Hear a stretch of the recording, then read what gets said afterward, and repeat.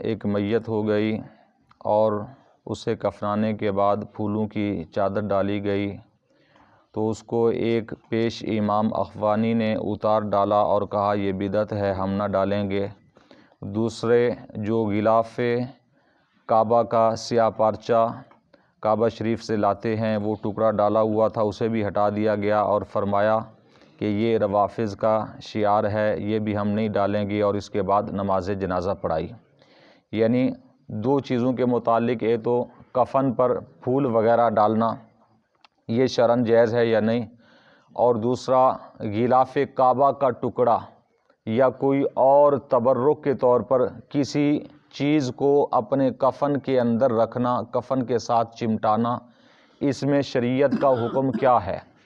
تو آپ علیہ الرحمہ نے جواب ارشاد فرمایا کہ پھولوں کی چادر جو کفن کے اوپر ڈالتے ہیں شرعاً اور اصلاً اس میں کوئی حرج نہیں، بلکہ نیت حسن سے حسن ہے، جیسا کہ قبور پر پھول ڈالنا کہ وہ جب تک تر ہیں تسبیح کرتے ہیں، اس سے میت کا دل بہلتا ہے اور رحمت اترتی ہے، جیسا کہ فتاوی عالمگیری کے اندر ہے وضع الورد والریحان علی القبور حسن۔ فرمایا کہ جس طرح فتاوی عالمگیری، فتاوی ہندی بھی کہتے ہیں، فتاوی عالمگیری بھی کہتے ہیں، اور یہ وہ فتاوی ہے کہ 50 سے زائد علماء نے مل کر یہ فتاوی لکھا تھا۔ تو اس کے اندر یہ عبارت موجود ہے کہ پھول اور گلاب قبروں پر ڈالنا، قبروں پر رکھنا یہ اچھا ہے، یہ اچھا فعل ہے، اچھا عمل ہے۔ اور اس کے علاوہ فتاوی قاضی خان کے اندر اور فتاوی شامی کے اندر اور رد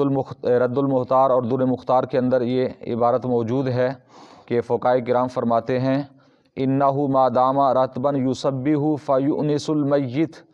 وتنزل بذکرہ الرحمہ۔ فرمایا کہ جب پھول قبر پر ڈالیں گے یا کوئی بھی تر چیز جب ڈالیں گے، جب تک وہ تر رہے گی قبر پر تو اس سے کہ وہ تسبیح کرتی ہے، اس تسبیح سے میت کا دل بہلتا ہے، میت مانوس ہوتی ہے۔ اور فرمایا کہ اس کے ذکر کرنے سے، جب تک وہ ذکر کرتی ہے، جو بھی چیز قبر پر ڈالی ہے تر چیز ہے، جب تک اس کے اندر پانی موجود ہے وہ تسبیح کرے گی اور اس تسبیح کے ذریعے اللہ کی رحمت بھی اترتی ہے۔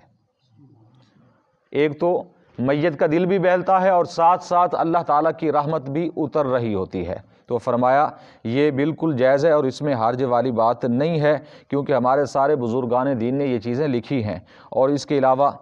یوں ہی تبرک کے لیے غلاف کعبہ معظمہ کا قلیل ٹکڑا سینے یا چہرے پر رکھنا بلا شبہ جائز ہے، اور اسے رواج روافض بتانا محض جھوٹ ہے، جیسا کہ اسود الغابہ کے اندر ہے کہ جب حضرت امیر معاویہ رضی اللہ تعالی عنہ کا آخری وقت آیا اور یہ وصیت فرمائی کہ انہیں اس قمیص میں کفن دیا جائے جو نبی اکرم صلی اللہ تعالی علیہ وسلم نے انہیں عطا فرمائی تھی، اور یہ ان کے جسم سے متصل رکھی جائے۔ ان کے پاس حضور اقدس صلی اللہ علیہ وسلم کے ناخن پاک کے کچھ تراشے بھی تھے، ان کے متعلق بھی یہی وصیت فرمائی کہ یہ بھی باریک کر کے ان کی آنکھوں اور دہن پر رکھ دیے جائیں۔ فرمایا کہ یہ کام انجام دینا اور مجھے ارحم الراحمین کے سپرد کر دینا۔ یعنی حضرت امیر معاویہ رضی اللہ تعالیٰ عنہ آپ کی یہ وصیت تھی کہ نبی کریم صلی اللہ تعالیٰ علیہ وسلم نے جو انہیں ایک قمیص عطا فرمائی تھی کہ وہ سب سے پہلے مجھے پہنانا، اور وہ قمیص بطور تبرک میرے جسم سے پہلے چمٹی ہوئی ہونی چاہیے، اس کے بعد جو دیگر کفن ہے وہ پہنانا۔ اور کچھ نبی کریم صلی اللہ علیہ وسلم کے مبارک ناخن بھی تھے، فرمایا کہ انہیں مزید باریک کر کے میرے ہونٹوں پر، منہ پر اور آنکھوں کے اوپر یہ ڈال دینا۔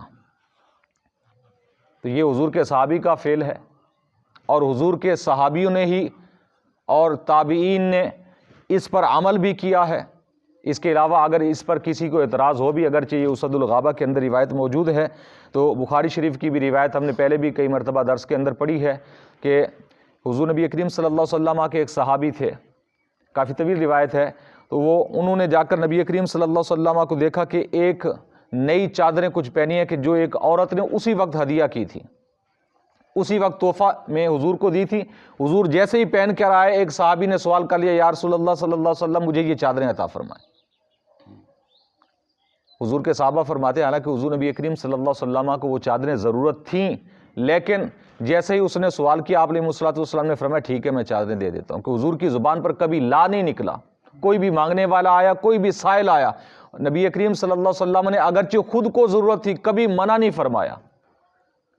تو حضور نبی کریم صلی اللہ علیہ وسلم تھوڑی دیر بعد گئے اپنے گھر میں اور وہ چادریں اتاری، دیگر اور چادر پہن کر وہ چادریں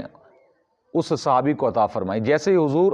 گھر میں گئے تو دیگر صحابیوں نے اس صحابی کو ڈانٹ ڈپٹ شروع کر دی کہ تمہیں پتہ بھی ہے کہ نبی کریم صلی اللہ علیہ وسلم کو چادر ضرورت ہے، آپ کے پاس چادریں نہیں ہیں، ضرورت بھی ہے، اس کے باوجود تم نے مانگ لیا۔ تو اس نے کہا کہ مجھے اللہ کی قسم ہے میں نے صرف اس نیت سے مانگا کہ حضور کبھی منع نہیں فرماتے کہ یہ وہ مبارک چادریں ہیں کہ جو حضور نبی کریم صلی اللہ علیہ وسلم کے مبارک جسم سے مس ہو چکی ہیں، تو میں نے یہ نیت کی ہے کہ میں یہ رکھ لوں گا، پہنوں گا نہیں اب، لیکن میں یہ وصیت کر کے جاؤں گا کہ ان چادروں میں مجھے کفن دینا۔ یہ بخاری شریف کی روایت ہے۔ تو اس طرح کی اور بھی روایات موجود ہیں تبرک کے طور پر، چاہے وہ خانہ کعبہ شریف کا ٹکڑا ہو، مدینہ شریف کی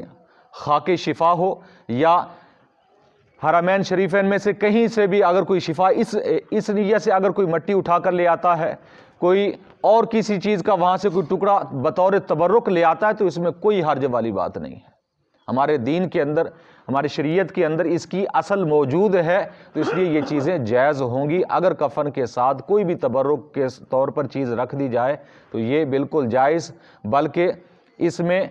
فضیلت بھی ہے، اور اس میں ہو سکتا ہے عذاب کے اندر بھی کمی ہو، اور قبر میں یہ چیزیں فائدہ دیں گی۔ تبرک یہ کوئی نقصان دینے والا نہیں ہے، اور جو بدعت کے فتوے لگاتے ہیں انہیں یہ ذرا ہوش کے ناخن لینے چاہیے کہ یہ جو روایات موجود ہیں، یہ جو احادیث موجود ہے فقہ کی کتابوں کے اندر، یہ جو عبارتیں موجود ہیں، ان کا پھر کیا بنے گا؟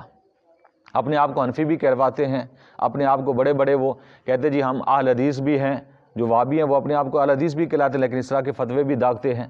اصل میں کمزوری ان کی یہ ہے کہ وہ قرآن و حدیث کو پڑھتے ہی نہیں ہیں، اور